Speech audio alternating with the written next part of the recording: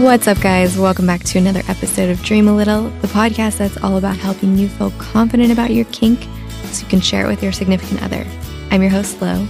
Today's very different from the usual podcast because our guest today is strictly a DL and it's about time.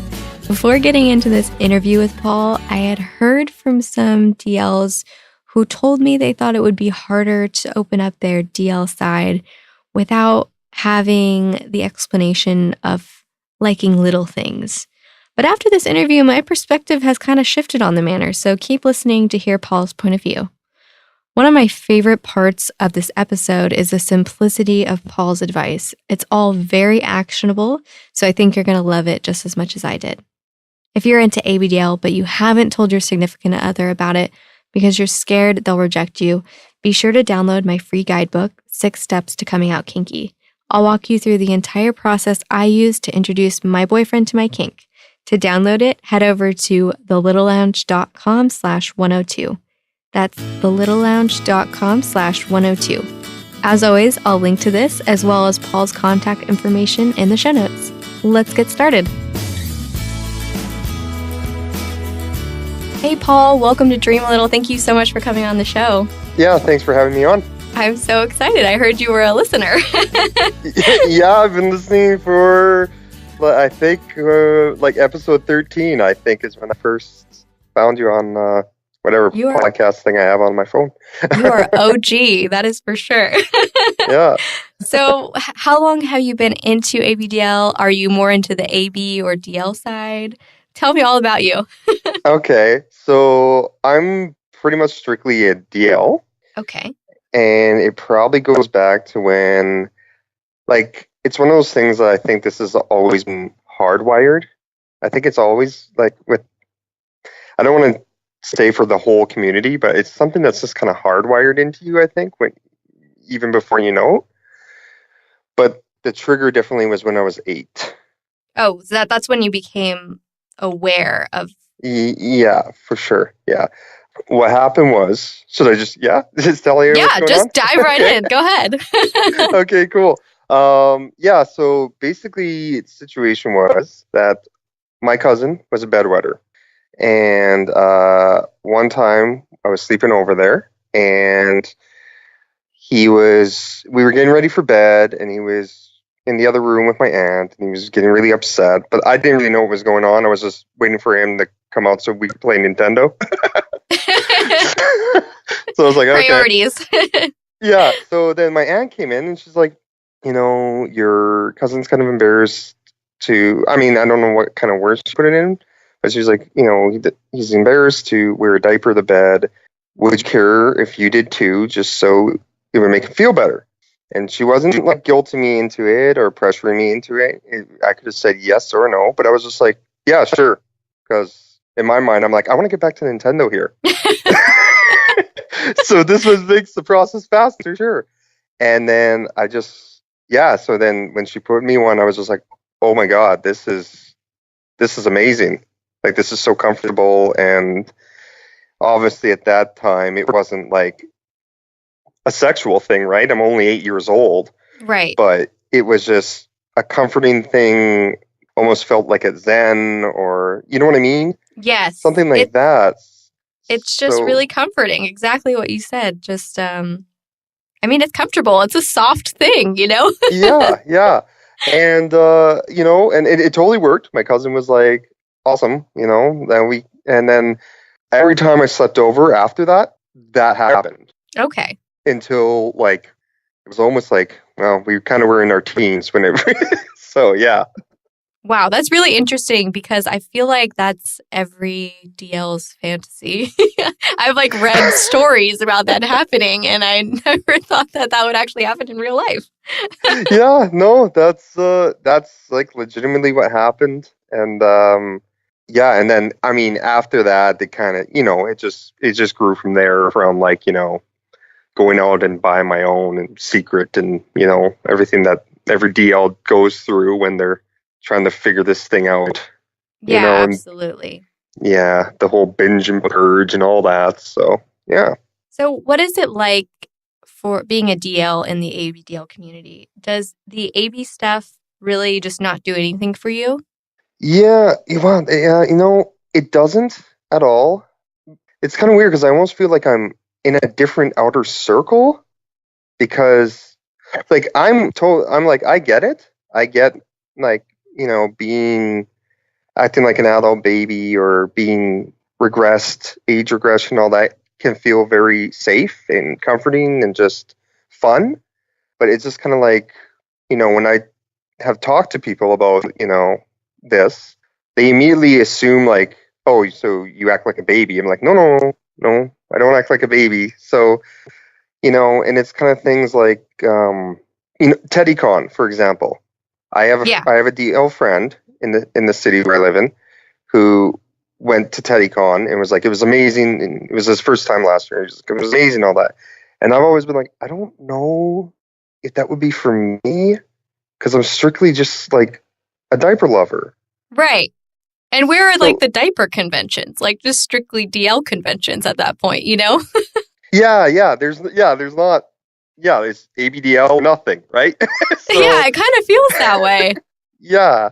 So I'm like, okay. And, but, I still have the interest of like, I do like being changed and I do like, a little bit of teasing about it, stuff like that. But I don't like the full out, like, playing with blocks, sucking out a pacifier, wearing a onesie. Like, that's just not my thing. And that's Right. all it is. Yeah. So do you think it's harder in a way or more challenging to explain that you are a DL rather than an AB when it comes to like having the talk with like a significant other? You know what? I'm going to say no. It's easier. You think it's easier? Yeah, I really do think it's easier because there's a lot of clothing fetishes, right? Like latex, or, there's some guys that like to wear women's underwear and stuff like that. And that's Yeah. kind of been in the out there in the mass media for years and years. Yeah. So when you can explain it that this is just a comfort thing, I'm actually been very successful telling significant others or other people, and it's just a comfort thing, and they're like, oh, okay, and Really? yeah, and it's like, well, you can't really deny it because it's like, look, it's soft, it's super soft, like. You can't deny it. I mean, at that point, like no one can say that's it's not soft. I mean, come on. Yeah. So, I wouldn't know what it would be like to explain, like, okay, so I like diapers, but I also, I like to be in a crib and all that stuff. That might be, I would assume that would be a lot harder. Right. So how do you test, like, do you ever test people's like kind of acceptance before you tell them? Or do you just kind of just flat out, you're like, look, I got to tell you something? No, so I kind of do that now. I used to test, and then I felt it was actually a worse way to go about it. And because the way I did it completely wrong. And I've learned from it, which is great. But I used to always do the thing, hey, well, I have this friend, Uh-oh. Yeah. Yeah, that's what I used to do, right? So there was even this one girl that was like, I've told a lot of my friends, but all the friends I've told have only been females. And the reason why is because I just think females are more, I mean, I think they're just more open. Are open-minded, Like, a lot of my guy friends are pretty, like, football dudes. It's not the it's stereotype, harder. but you know what I mean? It's harder. Yeah. You want them to see you as like manly and masculine. I get that. Like, especially since it's not like an AB thing for you. You're like, there's no need for me to kind of tell you about this. But I still don't want to ball it up because I did it for so long that it was one of those things that's like, if I don't just accept this, I am going to be miserable for my whole life. So I just, absolutely, yeah, you just got to come to grips with it. As hard as it is, once you do, it's great. It's like, yeah. So one of my friends, when I tested her, I said, oh, I have this friend in high school, yada yada yada, that had this diaper fetish, da da da, and then she was like, Oh, that's not even the worst thing I've ever heard. I heard of a guy who fell in love with his car. I actually saw that too. Oh, okay, that's Like what where she, that's what she said. She saw it on a TV show or something, and I was like, okay, that's way less than like, not as extreme as me kind of thing. Yeah. Okay, well that makes it easier. Yeah, but then what happens is that so a couple months went by, and then I was like, and it was way harder the second time, like way harder, because already you've lied to this person. So now you're telling them it all over again with the added factor that, yeah, I lied to you, you know? Exactly. Oh my gosh, that is so true. So, yeah, so it's like, I was like, yeah, so you know that friend? Yeah? Yeah, no, that was me. But Yeah. she was like, oh, whatever, that's cool, you know?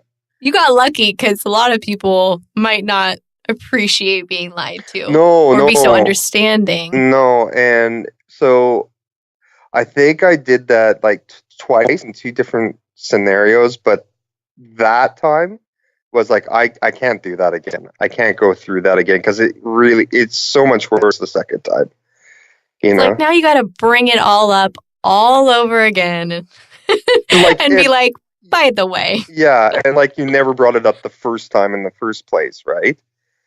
Yeah. Yeah. So, Yeah, that's why I feel like dropping hints like that mhm, or floating a balloon or being like, my friend is into yeah, this doesn't really work because the reaction you're going to get is your partner or whoever you're telling is going to assume that you really do mean it and you're just talking about someone who's out of their sexual circle, like yeah, who's not involved. So it's like they could say whatever they want or how they really feel, but it might be a little bit different if they knew it was something that you were into. exactly, yeah. So, but yeah, so ever since then, I've been like, not like, I don't like rip the band-aid off, but I ease into it. And Yeah. really, it's just, exactly how I just said to you. I'm just like, there's this thing about me. And then I just go, it started when I was 8, and I tell that whole story. And then it's just like, and now I'm just like, I still like them to this day. And I think having a story like that, having an origin where it started could be really helpful too, because I feel like it helps people understand where you're coming from instead of just saying, like, I like diapers, and their imagination goes wild of like why you would like diapers. They go, well, babies like diaper or babies wear diapers. yeah, Do you also like babies? yeah, Like yeah, they jump to this conclusion. So I like how you preface it by telling that story of your childhood, and you probably tell them exactly like I did, how you felt comfortable and you just really liked like the physical feeling of it, yeah, right? exactly. Yeah. And it's just like, and then, I just like, it's just something that grew with me. And then it's something, and they say exactly that. They go, okay, I could see how that would have happened in that situation, you know? So, Yeah. yeah, I usually get it.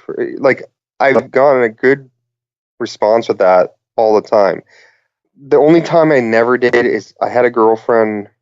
I told her, and then she was like totally into it. And then 3 months into our relationship, just one day, she's like, I never want to do that again. Really? Yeah, and it totally put a strain on the relationship. We didn't break up because of that reason, but things were not good after that. And Did she ever tell you why? no, and it was just one of those things. No, she never told me why. You have no idea. Not to this day. Not to this day. Yeah, and she never told anybody else. I would have known by this point. you know, Yeah. but yeah, and that put a real damper. That was still in the phase where I was like, I trying to get this out. I was still not so much struggling with it at that point, but still very, very nervous to tell anybody. Did you guys end up separating for different reasons after that? Yes. Yeah. Was it a long time after that or was it shortly after? No, it was a long time after that. Really? So you were in this relationship where she knew, but she wasn't willing to try anything anymore after Yeah. she had already. Yeah, and then basically, and we were living together too, so we basically I had to regress it. I had to go arrested for a long time. That sucks. Yeah, it did. I'm sorry. I totally put Debbie Downer on here. No, it's okay. I know how that feels too. So I feel for you, and it's hard to be with someone who knows, but they're not willing to go outside their comfort zone. And then I had a friend that I told, and she was like completely fascinated by it. So she was asking like a million questions, and some questions I couldn't answer. Like, she was like, "Well, how does it feel?" And it's like, I don't know, it feels comfortable. Well, how comfortable? I'm like, well, I don't know. And that friendship got to a point where it was like, I just joked and I was just like, well, if you want to know so bad, why don't you try one? And she was like, I actually want to. Really? Yeah. Yeah. What? Yeah.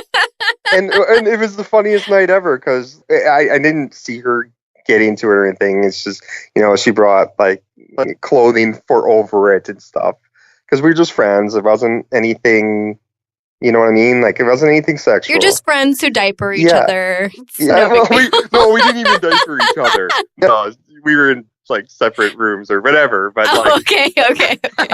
but she's very fascinated with any kind of like fetish or anything. She just has an interest in it. And all we did was just play video games for all night.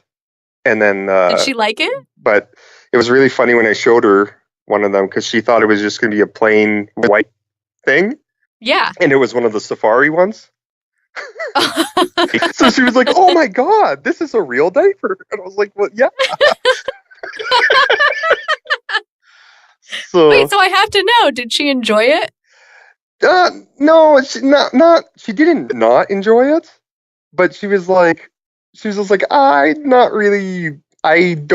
still don't get it. That's what she said.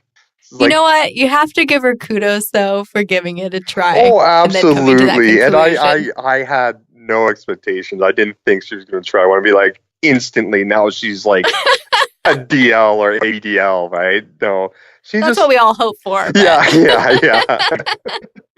No, but she was, she was really cool about it, and it hasn't happened ever since, and probably won't ever happen again. But we still joke about that night once in a while. So yeah. Oh my gosh, I can't say I've ever done that with any of my friends. Yeah. That's for sure. Yeah, and I mean, it's just I think when you gotta approach it, you just can't put any negative tones to it, right? Like, yeah, I never bring it up by going, let's not have this strange thing or have this weird thing. Because as soon as you say that, it's like, well, if you think it's strange and weird, I'm going to think it's strange and weird. Yeah, they think it must be strange and weird if you have it and you think it's weird. Yeah. So I always use the word silly. Because it totally is, right? That's the other thing. You can't play it off like it's a super serious thing. Like, no, don't laugh. Like, nope. Like, you got to just have a playful sense of humor about it. Like, it is damn right. It is silly. Yeah, it is. Straight up silly. And it's like, yeah, it's silly, but I can't help it. It is what I like. It is what it is. Like, this is a part of me. And, I always say that too. I just listen, this is a part of me. Like, and like, it's almost like I'm saying it without having to say the words, but it's like, if you can't really accept this part of me, then maybe we can't be friends. Yeah. Like, I'm not going to shove this down your throat. I'm not going to put it in your face or anything like that. But, if you're not open-minded enough to handle this. You're one of my best friends. I want you to know this about me. And, so, and just, it's almost just, I'm just looking for acceptance. That's all it is, right? Yeah, 100%. And it's also, it takes confidence, though, to be able to potentially have to walk away from someone that you care about. But I feel like that's part of the risk that you take. Yeah. When you open up. So do you have any other advice for people who might be struggling for their romantic partners to know, or understand, especially those DLs out there? Because I feel like on the show, since I'm AB and a lot of the guests are ABs, we don't quite dive into like the DL aspect. So that's why I'm like so super excited to have you on. Oh, okay. Yeah, all I can say is like, when you're bringing it up, you gotta be serious, but at the same time, you gotta have fun with it, and you gotta make it lighthearted. Don't make it such a heavy thing. And that, that, like I said, right? I use that word. This is something silly that I'm into, and it's a comfort thing. And, I wouldn't throw out right away like, oh, this is a sexual thing, and, don't go 100 miles an hour, right? In the first conversation. Yeah, slow your roll. yeah.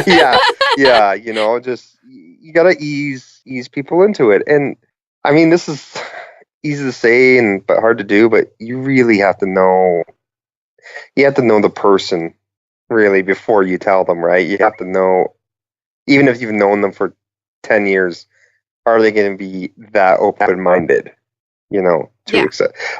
Like I have friends from high school still that I never would tell ever, because I just know how they think about certain things like that, right? Yeah.